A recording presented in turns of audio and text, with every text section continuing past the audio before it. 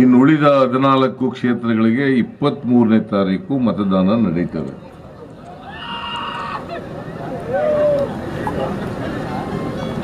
ಇದು 6 ತಿಂಗಳು ಹಿಂದೆ 6 ತಿಂಗಳ ಹಿಂದೆ ಕುರುಗೋಡಿಗೆ ಬಂದಿದ್ದೆ ನಾನು ಮತ ಕೇಳಲಿಕ್ಕೆ ಉಗ್ರಪ್ಪನವರಿಗೆ.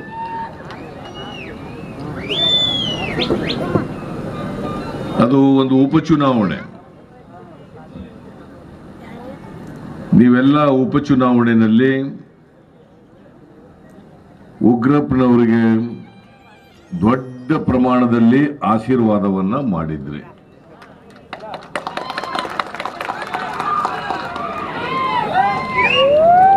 ಕುರುಗೋಡು ಒಂದೇ ಅಲ್ಲ, ಬಳ್ಳಾರಿನಲ್ಲಿ ಬರ್ತಕ್ಕಂಥ 8 ಲೋಕಸಭಾ ಕ್ಷೇತ್ರಗಳಲ್ಲಿ ಸರಾಸರಿ 30,000ಕ್ಕೂ ಹೆಚ್ಚು ಮತಗಳನ್ನ ಕೊಟ್ಟು 2,42,000 ಹಿಂದೆ ಯಾವ ಕಾಲದಲ್ಲೂ ಕೂಡ ಕಾಂಗ್ರೆಸ್ನ ಅಭ್ಯರ್ಥಿ ಇಷ್ಟೊಂದು ಅಂತರದಿಂದ ಗೆದ್ದಿರಲಿಲ್ಲ. ಅಷ್ಟೊಂದು ದೊಡ್ಡ ಅಂತರದಿಂದ ಉಗ್ರಪ್ಪನವರಿಗೆ ನೀವು ಆಶೀರ್ವಾದವನ್ನ ಮಾಡಿದ್ರಿ. ನಾನು ಬಳ್ಳಾರಿಯ ಜನರಿಗೆ ಕೋಟಿ ಕೋಟಿ ನಮಸ್ಕಾರಗಳನ್ನು ಈ ಸಂದರ್ಭದಲ್ಲಿ ಹೇಳಲಿಕ್ಕೆ ಬಯಸ್ತಾರೆ. ಉಗ್ರಪ್ಪನವರು ಲೋಕಸಭಾ ಸದಸ್ಯರಾಗಿ 5 ತಿಂಗಳು ಆಯಿತು ಅಷ್ಟೇನೆ. 1 ಸಾರಿನ 2 ಸಾರಿನ ಲೋಕಸಭೆಗೆ ಹೋಗಿರ್ಬೋದು.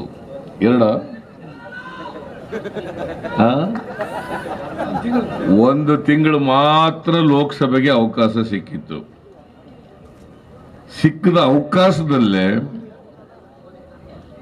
ಉಗ್ರಪ್ಪನವರು ಬಳ್ಳಾರಿ ಪ್ರತಿನಿಧಿಯಾಗಿ ಲೋಕಸಭೆಯಲ್ಲಿ ಧ್ವನಿಯನ್ನ ಮಾಡಿದ್ರು. ನಾನು ಕಳೆದ ಚುನಾವಣೆಯಲ್ಲಿ ಹೇಳಿದ್ದೆ, ಬೈ ಎಲೆಕ್ಷನ್ ನಲ್ಲಿ, ನಿಮಗೆ ರಿಪಬ್ಲಿಕ್ ಆಫ್ ಬಳ್ಳಾರಿ ಬೇಕಾ ಅಥವಾ ವಾಯ್ಸ್ ಆಫ್ ಬಳ್ಳಾರಿ ಬೇಕಾ ಅಂತ ನಾನು ಕೇಳಿದ್ದೆ. ನೀವೆಲ್ಲರೂ ಕೂಡ ವಾಯ್ಸ್ ಆಫ್ ಬಳ್ಳಾರಿ ಬೇಕು, ವಾಯ್ಸ್ ಆಫ್ ಬಳ್ಳಾರಿ ಬೇಕು, ವಾಯ್ಸ್ ಬಳ್ಳಾರಿ ಬೇಕು ಅಂತೇಳಿ ಹೇಳಿದ್ದೀರಿ. ಉಗ್ರಪ್ಪ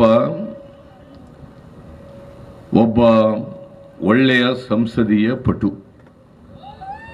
ಯಾಕಂದ್ರೆ ನಾನು ವಿರೋಧ ಪಕ್ಷದ ನಾಯಕನಾಗಿದ್ದಾಗ ಉಗ್ರಪ್ಪ ಮೇಲ್ಮನೆಯಲ್ಲಿ ವಿರೋಧ ಪಕ್ಷದ ನಾಯಕರಾಗಿದ್ದರು.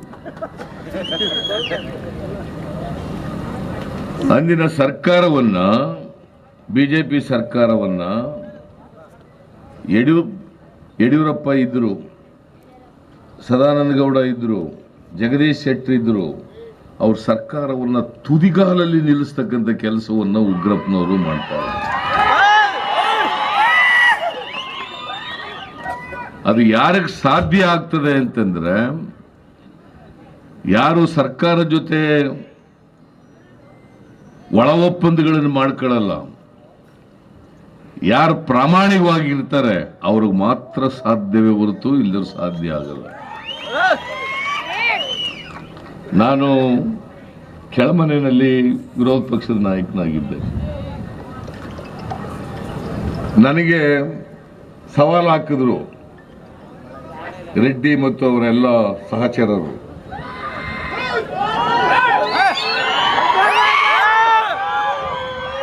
ನನಗೆ ಎದುರಿಸಕ್ಕೆ ಬಂದರು. ನಾನು ಸುಮ್ಮನಿರಲಿಲ್ಲ. ನಾನು ತೋಳು ತಟ್ಟಿದೆ, ನೋಡೋಣ ಬಾಪ ನೋಡೋಣ ಅಂತ ಹೇಳಿ. ನೀವು ಬಾ ಬಳ್ಳಾರಿಗೆ ನೋಡ್ಕೋತೀವಿ ಅಂತಂದ್ರು. ಲೇ ನಡ್ಕೊಂಡೇ ಬತ್ತಿ ನಡೆಯಪ್ಪ, ಅದೇನ್ ಮಾಡಿ ನೀನು ಅಂತ ಹೇಳಿದ.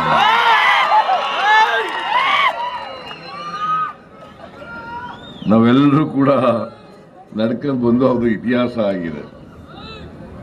ನಾನು ಯಾಕೆ ಈ ಮಾತನ್ನು ಹೇಳ್ತಾ ಇದ್ದೀನಿ ಅಂದ್ರೆ, ಅಂದಿನ ಸರ್ಕಾರದ ಭ್ರಷ್ಟಾಚಾರವನ್ನ ಬಯಲು ಮಾಡತಕ್ಕಂಥ ಕೆಲಸವನ್ನ ಉಗ್ರಪ್ಪನವರು, ನಾವೆಲ್ಲರೂ ಕೂಡ ಮಾಡೋದು. ರಿಪಬ್ಲಿಕ್ ಆಫ್ ಬಳ್ಳಾರಿ ಅಂತೇನೇ ಸಂತೋಷ್ ಹೆಗ್ಡೆ ಅವರು ಅವರ ವರದಿನಲ್ಲಿ ಹೇಳಿದ್ರು. ಆ ರಿಪಬ್ಲಿಕ್ ಆಫ್ ಬಳ್ಳಾರಿ ಅಂತಕ್ಕಂಥ ಆ ಕೆಟ್ಟ ಹೆಸರನ್ನ ಬಳ್ಳಾರಿಗೆ ತೆಗೆದಾಕಿ ಮತ್ತೆ ಬಳ್ಳಾರಿ ಪ್ರಜಾತಂತ್ರ ವ್ಯವಸ್ಥೆಯಲ್ಲಿ ಇರ್ತಕ್ಕಂಥ ರೀತಿಯಲ್ಲಿ ಮಾಡ್ತಕ್ಕಂಥ ಪ್ರಯತ್ನವನ್ನು ನಾವು ಮಾಡಿದ್ವಿ.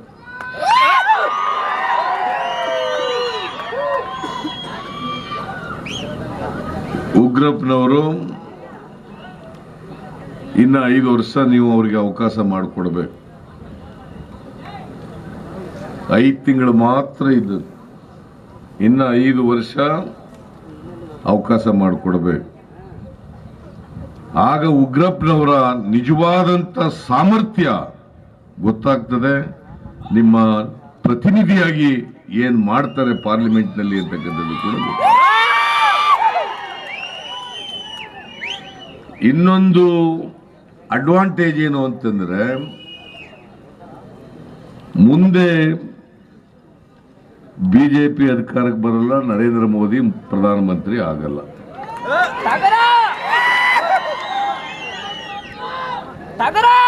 ರಾಹುಲ್ ಗಾಂಧಿ ಅವರು ಪ್ರಧಾನಮಂತ್ರಿ ಆಗ್ತಾರೆ.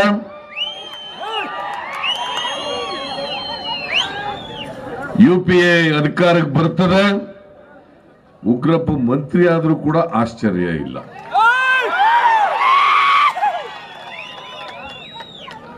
ಯಾಕಂದ್ರೆ ST ಜನಾಂಗದಲ್ಲಿ ಪ್ರಮುಖ ಲೀಡರ್ ಆಗ್ತಾನೆ. ಏನಪ್ಪ,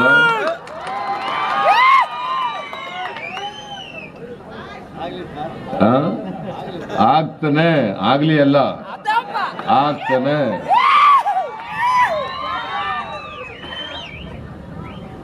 ಉಗ್ರಪ್ಪ 100ಕ್ಕೆ 100 ಆಯ್ತಯ್ಯ.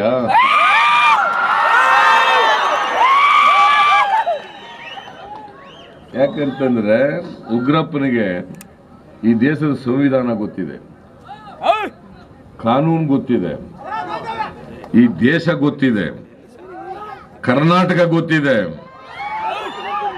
ಜನರು ಗೊತ್ತಿದ್ದಾರೆ, ಜನರ ಬದುಕು ಗೊತ್ತಿದೆ. ಯಾರಿಗೆ ಜನರ ಬದುಕು ಗೊತ್ತಿದೆ ಅವರು ಉತ್ತಮ ಸಂಸದೀಯ ಪಟುವಾಗಲಿಕ್ಕೆ ಸಾಧ್ಯ ಆಗ್ತದೆ.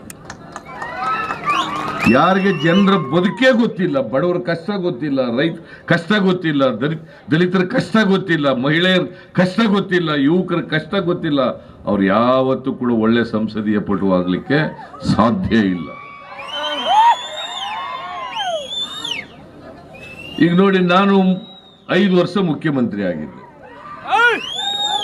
ನರೇಂದ್ರ ಮೋದಿ ಅವರು ಕೂಡ 5 ವರ್ಷ ಪ್ರಧಾನಮಂತ್ರಿ ಆಗಿದ್ದಾರೆ. ನಾನು 5 ವರ್ಷದಲ್ಲಿ ಏನು ಹೇಳಿದ್ದೆ, ಏನು ಮಾಡಿದ್ದೀವಿ, ನಾನು ಪಟ್ಟಿ ಕೊಡ್ತೀನಿ.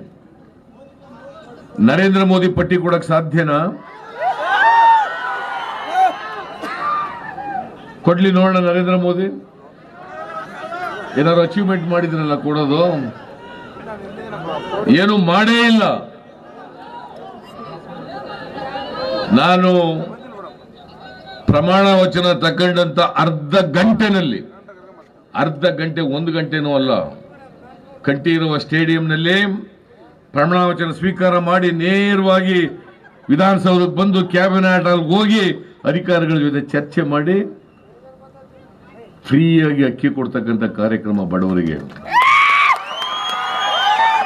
ಫ್ರೀಯಾಗಿ ಮಕ್ಕಳಿಗೆ ಹಾಲು ಕೊಡ್ತಕ್ಕಂಥ ಕಾರ್ಯಕ್ರಮ, ಹಾಲಿಗೆ 5 ರೂಪಾಯಿ ಸಬ್ಸಿಡಿ ಕೊಡ್ತಕ್ಕಂಥ ಕಾರ್ಯಕ್ರಮ, ಬಡವರು ಮಾಡಿರ್ತಕ್ಕಂಥ ಸಾಲ ಅಂಬೇಡ್ಕರ್ ಅಭಿವೃದ್ಧಿ ನಿಗಮದಲ್ಲಿ, ವಾಲ್ಮೀಕಿ ಅಭಿವೃದ್ಧಿ ನಿಗಮದಲ್ಲಿ, ದೇವರಾಜ ಅರಸು ಅಭಿವೃದ್ಧಿ ನಿಗಮದಲ್ಲಿ, ಅಲ್ಪಸಂಖ್ಯಾತರ ಅಭಿವೃದ್ಧಿ ನಿಗಮದಲ್ಲಿ ಇವರು ಮಾಡಿದಂತ ಎಲ್ಲ ಸಾಲವನ್ನು ಕೂಡ ಒಂದೇ ಏಟಿಗೆ ಎಲ್ಲನೂ ಮನ್ನಾ ಮಾಡಿದೆ. ನರೇಂದ್ರ ಮೋದಿ ಏನಾರು ಹೇಳ್ದದ್ರು ಒಂದು ಮಾಡಿದನ? ಒಂದೇ ಒಂದು ತೋರಿಸ್ಲಿ ನೋಡೋಣ. ಒಂದು ಮಾಡಿದನ? ಒಂದೇ ಒಂದು. ನಾನಿವತ್ತು ಬಡವರಿಗೆ 2 ಹೊತ್ತು ಊಟ ಮಾಡಲೇಬೇಕು. ಯಾರು ಹಸುದು ಮಲಗಬಾರದು ಅಂತೇಳಿ 4 ಕೋಟಿ ಜನರಿಗೆ ಪ್ರತಿ ತಿಂಗಳು 7 ಕೆಜಿ ಅಕ್ಕಿಯನ್ನ ಫ್ರೀಯಾಗಿ ಕೊಟ್ಟೆ. ಇವತ್ತು ಬಿಜೆಪಿ ಅವರು ಕೇಳಿ ರಾಮುಲು ಕೇಳಿ, ಅವ್ರು ಯಾರೋ ಕ್ಯಾಂಡಿಡೇಟ್ ಇದಾರಲ್ಲ ಈಗ, ದೇವೇಂದ್ರಪ್ಪನ ಕೇಳಿ, ಎಲ್ಲಿಯಾದ್ರೂ ಕೂಡ ಗುಜರಾತ್ನಲ್ಲಾಗಲಿ, ಮಹಾರಾಷ್ಟ್ರದಲ್ಲಾಗಲಿ, ಉತ್ತರ ಪ್ರದೇಶದಲ್ಲಾಗಲಿ, ಬಿಹಾರ್ನಲ್ಲಾಗಲಿ ಎಲ್ಲಿಯಾದ್ರೂ ಒಂದೇ ಒಂದು ಕೆಜಿ ಅಕ್ಕಿ ಫ್ರೀ ಕೊಡ್ತಾ ಇದ್ದಾರೆ ಅಂತ ಹೇಳಿ ನೋಡೋಣ. 1 ಕೆಜಿ ಅಕ್ಕಿ ಬಡವರಿಗೆ ಫ್ರೀ. ಬಡವರಿಗೆ ಹೊಟ್ಟೆ ಊಟ ಬೇಡವಾ? ನರೇಂದ್ರ ಮೋದಿ ಮಾತೆತ್ತರೆ ಮನ್ ಕಿ ಬಾತ್, ಮನ್ ಕಿ ಬಾತ್, ಮನ್ ಕಿ ಬಾತ್ ನಿಂದ ಹಸಿದವ್ರಿಗೆ ಹೊಟ್ಟೆ ತುಂಬತದ? ಹಸಿದವ್ರಿಗೆ ಹೊಟ್ಟೆ ತುಂಬತದೇನ್ರಿ? ಹಸಿದವರಿಗೆ ಅನ್ನವೀಯಬೇಕು, ಶಿಶುಗಳಿಗೆ ಪಾಲ್ ಬೆಣ್ಣೆಯ ಧರಿಸಬೇಕು. ಯಾರು ಹೇಳದ್ದು ಇದನ್ನ? ಸರ್ವಜ್ಞ.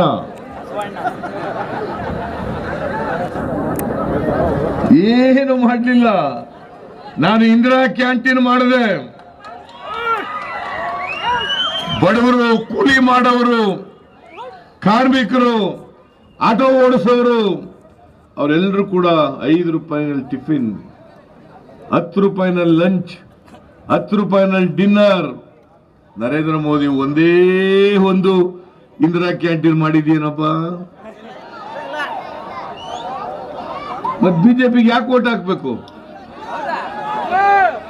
ಹೇಳಿ ನೀವೇ? ಬಿಜೆಪಿಗೆ ಯಾತಕ್ಕೆ ವೋಟ್ ಹಾಕ್ಬೇಕು?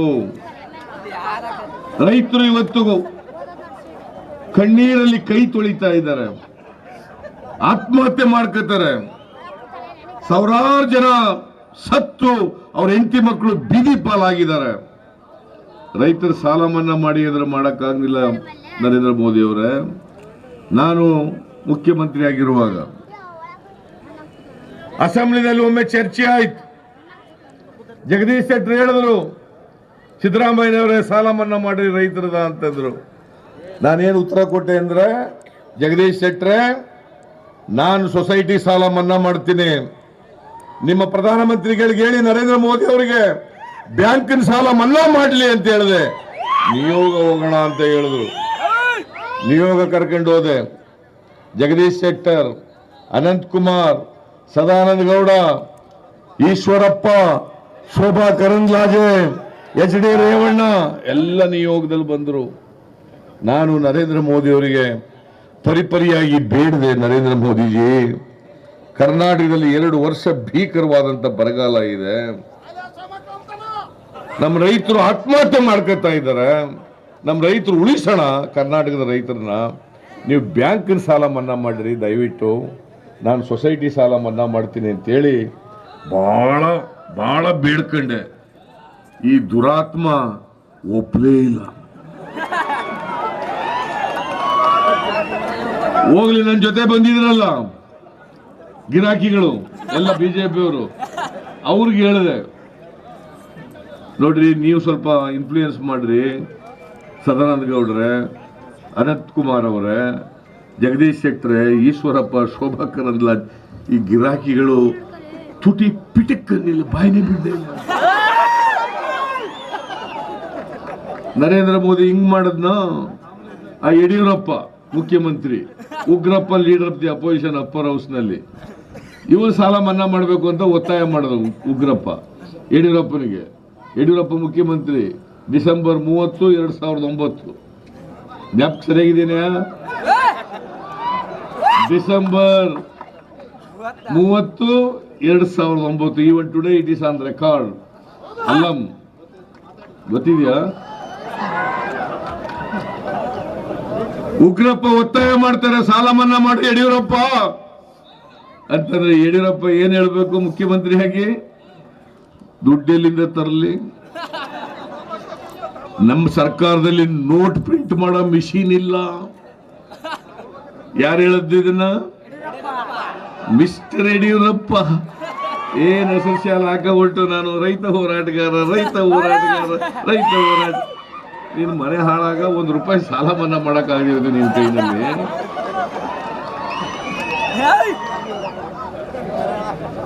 ಪ್ರಧಾನಮಂತ್ರಿ ಸಾಲ ಮನ್ನಾ ಮಾಡುವುದ್ರ ಮಾಡಲಿಲ್ಲ, ಈ ಯಡಿಯೂರಪ್ಪ ಸಾಲ ಮನ್ನಾ ಮಾಡುವುದ್ರ ಮಾಡಲಿಲ್ಲ. ಇವ್ರನ್ನ ಏನಂತ ಕರಿಬೇಕಪ್ಪ? ರೈತ ವಿರೋಧಿಗಳು ಅಂತ ಕರಿಬೇಕು, ರೈತರ ಪರವಾಗಿರೋರು ಅಂತ ಕರಿಬೇಕು? ಹೇಳ್ರಿ. ರೈತ ವಿರೋಧಿಗಳು, ರೈತ ವಿರೋಧಿಗಳು. ನೀವು ರೈತರು ಓಟ್ ಹಾಕ್ಬೇಕಾ? ಅವ್ರಿಗೆ ಹಾಕ್ಬೇಕಾ? ಇಲ್ಲ. ಯುವಕರಿಗೆ ಪ್ರತಿ ವರ್ಷ 2 ಕೋಟಿ ಉದ್ಯೋಗಗಳನ್ನ ಸೃಷ್ಟಿ ಮಾಡಿ 5 ವರ್ಷದಲ್ಲಿ 10 ಕೋಟಿ ಉದ್ಯೋಗಗಳನ್ನ ಕೊಡ್ತೀನಿ ಅಂತ ಹೇಳ್ದ. ಪಾಪ ಯುವಕರೆಲ್ಲ ಉದ್ಯೋಗ ಸಿಗ್ತದೆ ಅಂತೇಳಿ ಪಾಪ ಭ್ರಮೆನಲ್ಲಿದ್ರು.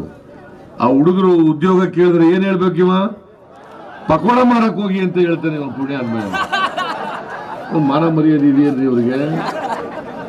ಯುವಕರಿಗೆ ಉದ್ಯೋಗ ಕೊಡುವಂತಂದ್ರೆ ಪಕೋಡ ಮಾರಕ್ ಹೋಗು ಅಂತ ಹೇಳ್ತೀಯಲ್ಲ ಮಿಸ್ಟರ್ ನರೇಂದ್ರ ಮೋದಿ.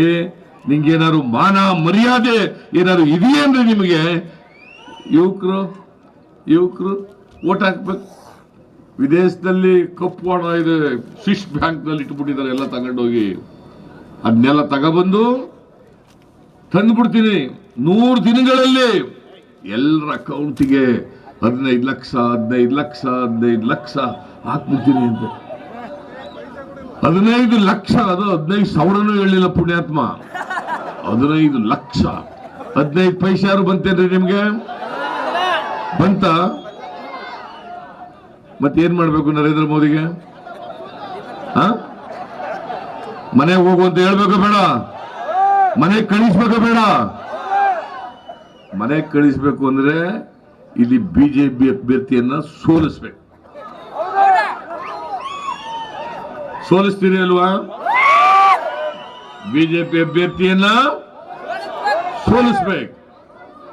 ಇದೇ ನರೇಂದ್ರ ಮೋದಿ ಅಚ್ಚೇ ನಾಯಕ. ಎಲ್ಲಿ ಬರ್ತಪ್ಪ, ಯಾರು ಬಂತು ನನಗಂತೂ ಗೊತ್ತಿಲ್ಲಪ್ಪ. ಅಚ್ಚೇ ನಾಯಕ. ಪೆಟ್ರೋಲ್ ಡೀಸೆಲ್ ಬೆಲೆ ಇವತ್ತು ಎಷ್ಟಾಗಿದೆ? ನಾನು ಪ್ರಜಾವಾಣಿನಲ್ಲಿ ಮೊನ್ನೆ ಓದಿದೆ. ಬೆಲೆ ಏರಿಕೆ ಇದೆಯಲ್ಲ, ಬೆಲೆ ಏರಿಕೆ 7% ಇಂದ 75% ಆಗಿದೆ 2014 2018. 2013 ಕ್ರೂಡ್ ಆಯಿಲ್, ಪೆಟ್ರೋಲ್ಗೆ ಮಾಡಕ್ಕಿಂತ ಮುಂಚಿತವಾಗಿ ಕ್ರೂಡ್ ಆಯಿಲ್ ಅಂತ ಬರ್ತದೆ, ವಿದೇಶದಿಂದ ತರಿಸ್ಕೋಬೇಕು ಅದನ್ನ. ಆ ಕ್ರೂಡ್ ಆಯಿಲ್ ಬೆಲೆ ಒಂದು ಬ್ಯಾರಲ್ಗೆ $117 ಇತ್ತು. $117. 16ನೇ ಇಸ್ವಿಗೆ 2016ನೇ ಇಸ್ವಿಗೆ $40 ಆಯ್ತು. $40. ಮಿಸ್ಟರ್ ನರೇಂದ್ರ ಮೋದಿ, $77 ಕಡಿಮೆ ಆಯ್ತು. ನೀವು ಪೆಟ್ರೋಲ್ ಡೀಸೆಲ್ ಬೆಲೆ ಕಡಿಮೆ ಮಾಡಿದ್ರ, ಗ್ಯಾಸ್ ಸಿಲಿಂಡರ್ ಬೆಲೆ ಕಡಿಮೆ ಮಾಡಿದ್ರ, ಗೊಬ್ಬರದ ಬೆಲೆ ಕಡಿಮೆ ಮಾಡಿದ್ರ, ಆಹಾರ ಪದಾರ್ಥಗಳ ಬೆಲೆ ಕಡಿಮೆ ಆಯ್ತಾ? ಹೆಣ್ಮಕ್ಳಿದ್ದೀರಿ ಇಲ್ಲಿ, ಹೆಣ್ಮಕ್ಳು ಏನ್ರಮ್ಮ, 2014 ಗ್ಯಾಸ್ ಸಿಲಿಂಡರ್ ಬೆಲೆ $380 ಒಂದು ಗ್ಯಾಸ್ ಸಿಲಿಂಡರ್ ಬೆಲೆ. ಇವತ್ತೆಷ್ಟು? $900. $900. ನರೇಂದ್ರ ಮೋದಿಜಿ, ಗೊಬ್ಬರದ ಬೆಲೆ 3 ಪಟ್ಟು ಜಾಸ್ತಿ ಆಯ್ತು, ಗ್ಯಾಸ್ ಬೆಲೆ ಜಾಸ್ತಿ ಆಯ್ತು, 7% ಇದೆ 75% ಆಯ್ತು. ನಿರುದ್ಯೋಗದ ಬೆಳವಣಿಗೆ 45 ವರ್ಷಗಳಲ್ಲಿ ಇಷ್ಟೊಂದು ಬೆಳವಣಿಗೆ ಆಗಿರಲಿಲ್ಲ. 45 ವರ್ಷಗಳಲ್ಲಿ ಇಷ್ಟೊಂದು ಬೆಳವಣಿಗೆ ಆಗಿರಲಿಲ್ಲ. ಇವತ್ತು 8 ಕೋಟಿ ನಿರುದ್ಯೋಗಿಗಳು ಕೆಲಸ ಇಲ್ಲೇನೆ ಇದ್ದಾರೆ. 8 ಕೋಟಿ ನಿರುದ್ಯೋಗಿಗಳು. ನರೇಂದ್ರ ಮೋದಿಜಿ, ಯುವಕರಿಗೆ, ರೈತರಿಗೆ, ಬಡವರಿಗೆ ಇದೆಯೇನ್ರಿ ನೀವು ಮಾಡಿದ್ದು? ಇವತ್ತು ಇದು ಚರ್ಚೆ ಆಗಬೇಕಾಗಿರ್ತಕ್ಕಂಥದ್ದು. ಪಾಪ ಇವನು ಯಾರೋ ದೇವೇಂದ್ರಪ್ಪ ಹೊಸ್ತಾಗಿ ನಿಂತವನೆ, ನಮ್ಮ ತವೇ ಗಿರಾಕಿ ಅವನು. ಹೋಗ್ತಾರೆ ಉಗ್ರಪ್ಪನ ಟಿಕೆಟ್ ಕೊಟ್ಟಾಗ ಬಂದಿದ್ದ ನಮ್ಮ ಮನೆಗೆ. ನಾನು ಹೇಳಿದೆ, ದೇವೇಂದ್ರಪ್ಪ ನೀವು ಯಾಕ್ರಿ ಪಾರ್ಲಿಮೆಂಟ್ಗೆಲ್ಲ ಟ್ರೈ ಮಾಡಬೇಡಿ, ಅಸೆಂಬ್ಲಿಗೆ ಟ್ರೈ ಮಾಡ್ಕೊಳ್ರಿ, ಇಲ್ಲೆಲ್ಲ ಮಾಡಬೇಡಿ ಅಂತ ಹೇಳಿದ್ದೆ ನಾನು. ಪಾಪ ಅದಕ್ಕೆ ಮುನ್ಸ್ಕೊಂಡು ಹೊಂಟೋದ್ನ ಏನೋ ಗೊತ್ತಿಲ್ಲ ನನಗೆ. ಈ ಬಿಜೆಪಿ ಅವ್ರಿಗೆ ಯಾರು ಕ್ಯಾಂಡಿಡೇಟ್ ಇಲ್ಲ, ಅವ್ರು ಹಿಡ್ಕೊ ಬಂದು ನಿಲ್ಸಿದ್ದಾರೆ. ಯಾಕಂದ್ರೆ ಅವ್ರ ಮಗ ಅದೆಲ್ಲ ಎಕ್ಸೈಸ್ ಡಿಪಾರ್ಟ್ಮೆಂಟ್ನಲ್ಲಿ ಕೆಲಸದಲ್ಲ ಅವನಿಂದ ದುಡ್ಡು ಗಿಟ್ಟು ಖರ್ಚು ಮಾಡ್ಬೋದು ಅಂತಲೇನೋ ಬಂದಿರಬೇಕು ಅನ್ನೋ ಕಾಣಿಸುತ್ತೆ. ಯಾರು ZP ಮೆಂಬರ್ ಆಗಿದ್ದವ್ರು. ನಾವೇ ಜಗಳೂರ ಕ್ಯಾಂಡಿಡೇಟ್ ಮಾಡ್ಬಿಟ್ಟು ಓಟ್ ಕೇಳಕ್ ಹೋಗಿದ್ಯಪ್ಪ ಅವನ ಪರವಾಗಿ. ನಾನು ಗೊತ್ತಿಲ್ಲ. ಜಗಳೂರು ಬೈ ಎಲೆಕ್ಷನ್ಗೆ ಒಂದು ಕ್ಯಾಂಡಿಡೇಟ್ ಮಾಡಿ ದೇವೇಂದ್ರಪ್ಪನ ಪರವಾಗಿ ನಾನೇ ಓಟ್ ಕೇಳಕ್ ಹೋಗಿದ್ದೆ ಜಗಳೂರಿಗೆ. ಈಗ ಆ ಗಿರಾಕಿ ಇಲ್ಲಿ ಬಂದು ಪಾರ್ಲಿಮೆಂಟ್ ಮೆಂಬರ್ ಆಗಿದ್ದಾನೆ. ಪಾಪ ಅವನು ಪಾರ್ಲಿಮೆಂಟ್ ಮೆಂಬರ್ ಆಗಂತ ಸಾಮರ್ಥ್ಯ ಇರ್ತಕ್ಕಂಥ ವ್ಯಕ್ತಿ ಅಲ್ಲ. He may be a good man, he may be a moneyed man, but ಪಾರ್ಲಿಮೆಂಟಿಗೆ ಹೋಗೋ ಅಂತ ಸಾಮರ್ಥ್ಯ ಇರ್ತಕ್ಕಂಥ ವ್ಯಕ್ತಿ ಅಲ್ಲ. ಇಲ್ಲಿ ಉಗ್ರಪ್ಪನಿಗೆ ದೇವೇಂದ್ರಪ್ಪನಿಗೆ ಹೋಲಿಕೆ ಮಾಡಕ್ಕಾಗತ್ತಾ? ಉಗ್ರಪ್ಪನವರನ್ನ ಗೆಲ್ಲಿಸಿ ಮತ್ತೆ ಕಳಿಸಿದ್ರೆ ಬಳ್ಳಾರಿ ಜನರಿಗೆ ಉಗ್ರಪ್ಪನವ್ರಿಗೆಲ್ಲ ಗೌರವ, ನಿಮಗೆ ಗೌರವ ಅಂತಕ್ಕಂಥದ್ದನ್ನು ಕೇಳ್ತಾರೆ.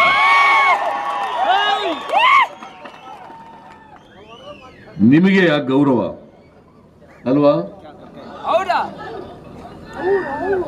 371J ಯಾರು ಮಾಡಿದ್ರು? ಆ ದೇವೇಂದ್ರಪ್ಪನಿಗೆ ಇವೆಲ್ಲ ಗೊತ್ತಾಗಲ್ಲ. 371J ಅಂದ್ರೇನು ಅವೆಲ್ಲ ಏನವೆಲ್ಲ ಗೊತ್ತಾಗಲ್ಲ. ರಾಮುಲುಗೆ ಗೊತ್ತಾಗಲ್ಲ, ಇವ್ರಿಗೇನು ಗೊತ್ತಾಗುತ್ತೆ? 371J 371 ಆರ್ಟಿಕಲ್ 371ಗೆ J ಇನ್ಸರ್ಟ್ ಆಯ್ತು, ಅಡಿಷನಲ್ ಆಗಾಯ್ತು. ಅದಕ್ಕೆ 371J ಅಂತ ಕರೆಯೋದು. ಅಮೆಂಡ್ಮೆಂಟ್ ಮಾಡಿ ಅಡಿಷನಲ್ ಆಗಿ J ಸೇರ್ತು. ಯಾಕಪ್ಪ ಅಂದ್ರೆ ಹೈದರಾಬಾದ್ ಕರ್ನಾಟಕಕ್ಕೆ ವಿಶೇಷ ಸೌಲಭ್ಯಗಳನ್ನು ಕೊಡಬೇಕು ಅಂತೇಳಿ ಅದಕ್ಕೆ ಹೋರಾಟ ಮಾಡಿದವರು ಯಾರು? ಖರ್ಗೆ, ಧರ್ಮ್ ಸಿಂಗ್, ನಮ್ಮ ಪಾರ್ಟಿ, ನಾವೆಲ್ಲ. SM ಕೃಷ್ಣ ಅವರು ಮುಖ್ಯಮಂತ್ರಿ ಇದ್ರು, ನಮ್ಮ ಕಾಂಗ್ರೆಸ್ ಮುಖ್ಯಮಂತ್ರಿ. ಈಗೇನು BJP ಕೊಟ್ಬಿಟ್ಟು ನರೇಂದ್ರ ಮೋದಿ ಅವರು ಜಪ ಮಾಡ್ತಾ ಇದ್ದಾನೆ. ಹೋಲಿ ಬಿಡಿಯುತ್ತೆ. ಅಲ್ಲಿ ಇವರು SM ನಿಮಗೆ ಇವರು ಅಧ್ಯಕ್ಷರಿದ್ರು ಆ ಕಾಲದಲ್ಲಿ ಅಲ್ವಾ? ನೋಡಿ, ಮುಖ್ಯಮಂತ್ರಿ ಆಗಿದ್ದವರು ಈಗ ಹೋಗಿ ನರೇಂದ್ರ ಮೋದಿ ಜಪ. ಅವನು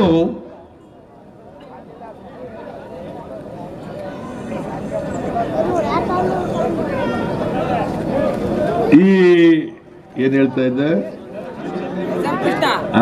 371J. ರಾಹುಲ್ ಗಾಂಧಿ ಅವರು ಗುಲ್ಬರ್ಗಕ್ಕೆ ಬಂದಿದ್ರು. ಗುಲ್ಬರ್ಗದಲ್ಲಿ ಖರ್ಗೆ, ಧರ್ಮ್ ಸಿಂಗ್ ಅವರೆಲ್ಲ ಒತ್ತಾಯ ಮಾಡಿದ್ರು. ಮನಮೋಹನ್ ಸಿಂಗ್ ಹೇಳಿ ನಾನು ಮಾಡಿಸ್ತೀನಿ ಅಂತ ಹೇಳಿದ್ರು. ಮಾತು ಕೊಟ್ಟಂತೆ ಮನಮೋಹನ್ ಸಿಂಗ್ ಅವ್ರ ಕೈನಲ್ಲಿ ಸಂವಿಧಾನ ತಿದ್ದುಪಡಿ ಮಾಡಿ 371ಗೆ ಕ್ಲಾಸ್ J ಸೇರ್ಪಡೆ ಆಯಿತು. ಅದಾದ್ಮೇಲೆ ನಾನು ಸಬ್ ಕಮಿಟಿ ಮಾಡಿದೆ. HK ಪಾಟೀಲ್ ಅಧ್ಯಕ್ಷದಲ್ಲಿ ಸಬ್ ಕಮಿಟಿ ಮಾಡಿದೆ. ಅವ್ರು ರಿಪೋರ್ಟ್ ಕೊಟ್ಟರು, ಯಥಾವತ್ತಾಗಿ ಜಾರಿ ಆಯಿತು. BJP ಕಾಲದಲ್ಲಿ ಕೂಡ SM ಕೃಷ್ಣ ಅವರು ಪತ್ರ ಬರೆದಿದ್ರು. ಅದ್ವಾನಿಯಾಗ home minister, deputy prime minister Advani ಅವರು ಏನು ಉತ್ತರ ಕೊಟ್ಟರು ಗೊತ್ತಾ? ಏನ್ ಹೇಳಿದ್ರು ಅಂತಂದ್ರೆ 371 ಅಮೆಂಡ್ಮೆಂಟ್ ಮಾಡಿ ಸ್ಪೆಷಲ್ ಸ್ಟೇಟಸ್ ಕೊಡಕ್ಕಾಗಲ್ಲ, ಯಾಕಂದ್ರೆ ಬೇರೆ ರಾಜ್ಯದವರೆಲ್ಲ ಕೇಳ್ತಾರೆ ಅಂತೇಳಿ. ಇದೇ ಅದ್ವಾನಿ BJPಯ ಡೆಪ್ಟಿ ಪ್ರೈಮ್ ಮಿನಿಸ್ಟರ್ ವಾಜಪೇಯಿ ಕಾಲದಲ್ಲಿ ಉತ್ತರ ಬರೀತಾರೆ. ಆಗ ಎಲ್ಲೋಗಿದ್ರಿ ಇವರೆಲ್ಲ? ಯಡಿಯೂರಪ್ಪ ಎಲ್ಲೋಗಿದ್ರಿ ನೀವು? ಜಗದೀಶ್ ಶೆಟ್ಟರ್ ಎಲ್ಲಿದ್ರಿ ನೀವು? ಶ್ರೀರಾಮುಲು ಬಿಡಿ, ಅವನಿಗೆ ಗೊತ್ತಾಗಲ್ಲ ಪಾಪ, ಅವನಿಗೇನು ಹೋಗ್ಲಿ ಎಲ್ಲಿದ್ರಿ ನೀವು? ವಿರೋಧ ಮಾಡಿದ್ರು BJP ಅವರು. ನಾನು ಅದನ್ನ HK ಪಾಟೀಲ್ ಕೊಟ್ಟಂತ ರಿಪೋರ್ಟ್ ಅನ್ನು ಯಥಾವತ್ತಾಗಿ ಜಾರಿ ಕೊಟ್ಟು ಇವತ್ತು ಈ ಭಾಗದಲ್ಲಿ ನಿಮಗೆ ಮೆಡಿಕಲ್ ಸೀಟ್ ಸಿಕ್ಕಿದ್ರೆ 8,000 ಮೆಡಿಕಲ್ ಸೀಟ್ ಸಿಕ್ಕಿದಾವೆ. 8,000, 3,000 ಇಂಜಿನಿಯರಿಂಗ್ ಸೀಟ್ಗಳು ಸಿಕ್ಕಿದಾವೆ, 30,000 ಹುದ್ದೆಗಳು ಸಿಕ್ಕಿದಾವೆ. ಕಮ್ಮಿನ ಇದು? ಯಾರ್ದ್ರಿ ಅಚೀವ್ಮೆಂಟ್ ಇದು? ನಮ್ದು, ಮನಮೋಹನ್ ಸಿಂಗ್ ಅವ್ರದ್ದು, ಖರ್ಗೆ ಅವ್ರದ್ದು, ರಾಹುಲ್ ಗಾಂಧಿ ಅವ್ರದ್ದು, BJP ಅವ್ರದ್ದು ಅಲ್ಲ. ಈಗ ಹೇಳಿ, ಓಟ್ ಕೊಡ್ಬೇಕು ಅವ್ರಿಗೆ? BJPಗೆ ಕೊಡಬಾರ್ದಲ್ವಾ? ದಯಮಾಡಿ 23ನೇ ತಾರೀಕು ಹೇಗೆ ಬೈ ಎಲೆಕ್ಷನ್ ಅಲ್ಲಿ ವೋಟ್ ಕೊಟ್ರೆ ಅದಕ್ಕಿಂತ ಸ್ವಲ್ಪ ಹೆಚ್ಚಾಗಾರ ಕೊಡ್ಬೇಕಲ್ವಾ? ಇಲ್ಲಿ ಎಷ್ಟು 27,000 ಎಷ್ಟು ಲೀಡ್ ಬಂದಿತ್ತು? 33,000. ಈ ಸಾರಿ ಕನಿಷ್ಠ 40,000 ಲೀಡ್ ಬರಬೇಕು ಹೇಳಿ ನಿಮ್ಮಲ್ಲಿ ಕೈ ಮುಗಿದು ಪ್ರಾರ್ಥನೆ ಮಾಡಿ ನಾನು ಮಾತು ಮುಗಿಸ್ತೇನೆ. ನಿಮ್ಮೆಲ್ಲರಿಗೂ ನಮಸ್ಕಾರ.